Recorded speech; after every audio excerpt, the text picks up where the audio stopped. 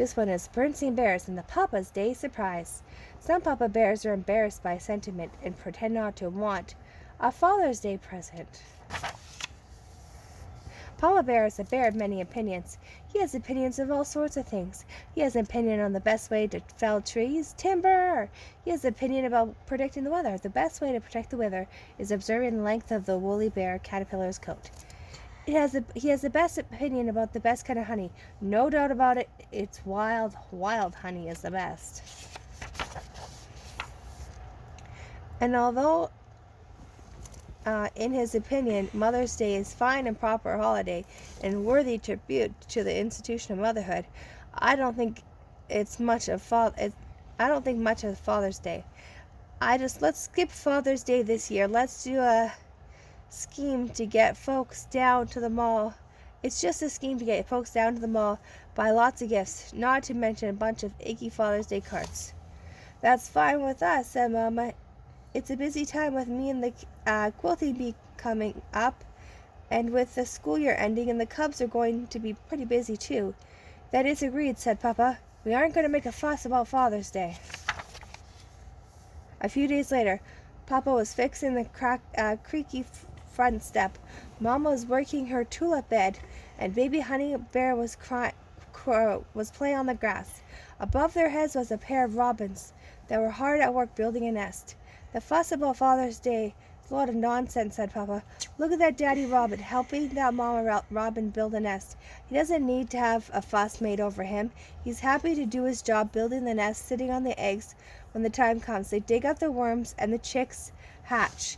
That Daddy Robin doesn't need a special day, and neither do I. Yes, dear, said Mama. Papa was about to continue when he heard a noise in his shop. Hey, he said, there's somebody rooting around in my shop. If it's those pesky raccoons again, But it wasn't raccoons, it was Brother and Sister Bear. What are you up to? Asked Papa. We're just getting some stuff for the school project, said Brother. That's right, said Sister. A school project. Brother was holding a piece of the special paper that Papa used for the furniture design. Sister was holding a roll of paper Papa put down when he was painting. Okay, said Papa. Just so it's nothing to do with Father's Day, is that clear?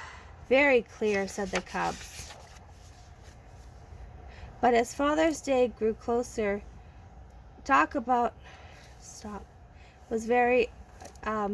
as Father's Day drew closer, talk about it was very much in the air, and on the air as well, on the radio.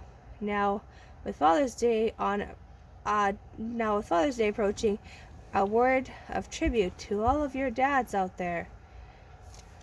Ties for Dad, sweaters for Dad, and on television, and just about everywhere else. Just as the drip, drip, drip of water can wear a solid rock, to the constant talk of Father's Day began to wear Papa's opinion about Father's Day.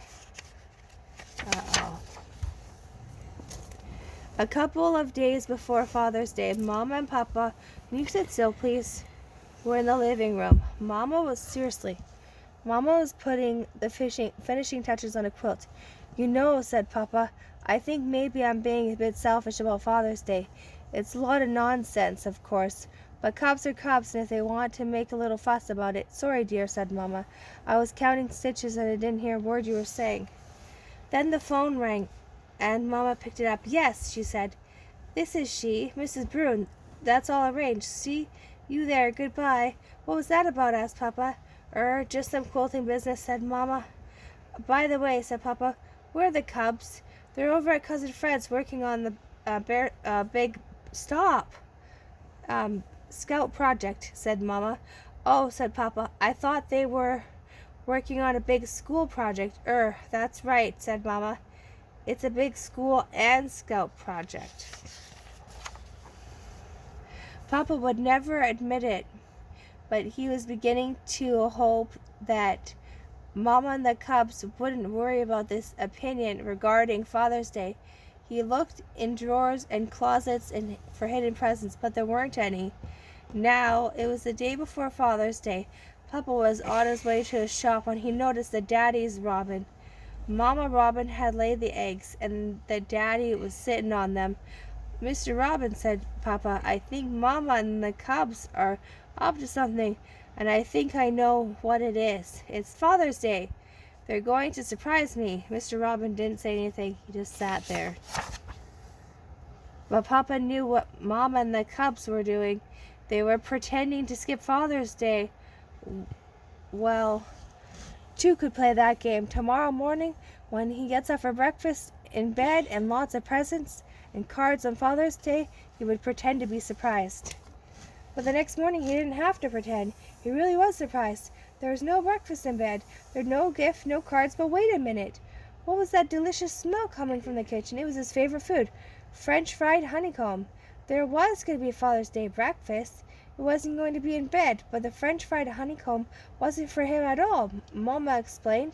It was a gift for the new family down the road. Papa went out and sat on the front steps. The daddy robin flew by, was carrying a worm to his newly hatched chicks. Happy Father's Day, Mr. Robin, said Papa, for all that it's good to do for us. At that moment, Mama and the cubs came down the front steps. Where are you going? Asked Papa.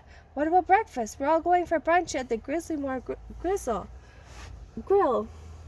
Huh? Said Papa. The Grismore Grill, please, said the cubs as they piled into the car. Well, when they arrived, folks were lined up at the entrance. Look, said Papa. There was a sign at the door that says, Welcome, Dads. So there's it. So there is, said Mama with a big grin. There was a much bigger sign inside that said, Welcome to Papa's Day Surprise. It was painted on the roll the cubs had gotten from the school project, and on the stage and a long table. Go ahead, Papa, said the cubs. Up on the stage with the other papas. He found a chair with his name on it and a long table, and other papas were on the stage with him. Lizzie Bruin's papa, Cousin Fred's papa, even Too Tall's papa. Other papas filled the seats and the food, and all Papa's favorites, French fried honeycomb, honey curd salmon, and honey squash. Someone began to speak. It was the Mayor Honeypot. And now shall we hear from those who put those wonderful surprises together. Our first speakers will be Brother and Sister Bear. Brother and Sister cleared their throats and read a poem. It was on the special paper they had taken from Papa's shop.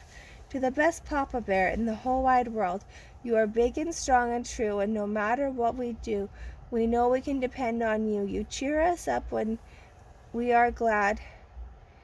You cheer us up when we are sad. You're always there for us to help, advise, and care for us. Happy Father's Day. Papa looked over at the audience, but he could hardly see. His eyes were misty, and he had a lump in his throat, and as big as a cantaloupe. After Brother and Sister read their poem, it was Lizzie Bruin's turn to say something to her dad. After Lizzie came to Cousin Fred's. As the cubs read to the tributes, Papa thought all of the wonderful moments they had shared with the family. Well, it weren't wonderful. They were certainly moments. Suddenly there was a sound of applause and cheering. It brought Papa back to here and now of Papa Day's surprise. Cubs and Mamas were on their feet.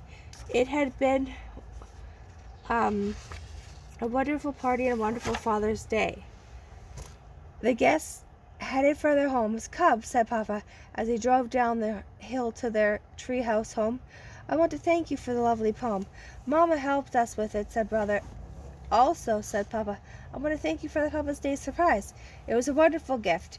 That, said Sister, was a gift for all the Papas. Mama has something special gift just for you.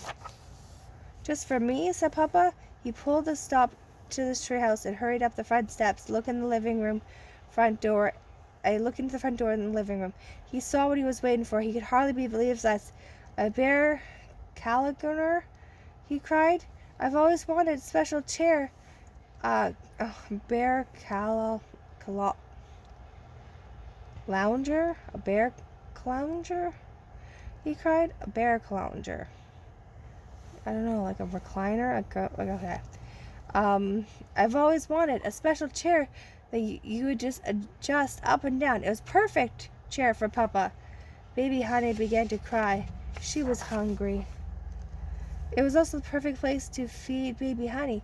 Mama and the cubs watched with big smiles as Papa sat back in his new bear clounger and gave Baby Honey her bottle. The end.